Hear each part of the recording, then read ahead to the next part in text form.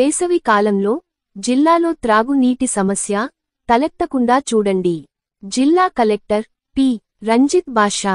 వేసవి కాలంలో జిల్లాలో త్రాగునీటి సమస్య తలెత్తకుండా చూసుకోవాలని జిల్లా కలెక్టర్ పి.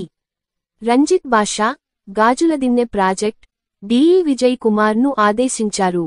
గోనెగండ్ల మండలంలోని గాజులదిన్నె ప్రాజెక్ట్ను కలెక్టర్ పరిశీలించారు.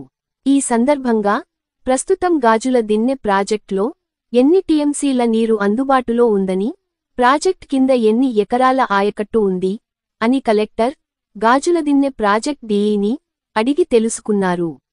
వేసవి కాలంలో జిల్లాలో త్రాగునీటి సమస్య తలెత్తకుండా చూసుకోవాలని కలెక్టర్ ప్రాజెక్ట్ డీఈని ఆదేశించారు.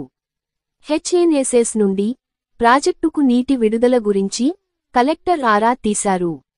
నీరు ఏమైనా తగ్గుతోందా అని నిత్యం మానిటర్ చేస్తూ ఉండాలని, ఒకవేళ నీటి డిశ్చార్జ్ ఏమైనా తగ్గితే వెంటనే తెలియచేయాలని కలెక్టర్ గాజులదిన్నె ప్రాజెక్ట్ డీఈని ఆదేశించారు. కార్యక్రమంలో Adoni sub collector Maurya Bharadwaj, assistant collector Challa Kalyani, Gajuladinne project DE Vijay Kumar, Gonegandla tahsildar Kumaraswamy తదితరులు పాల్గొన్నారు.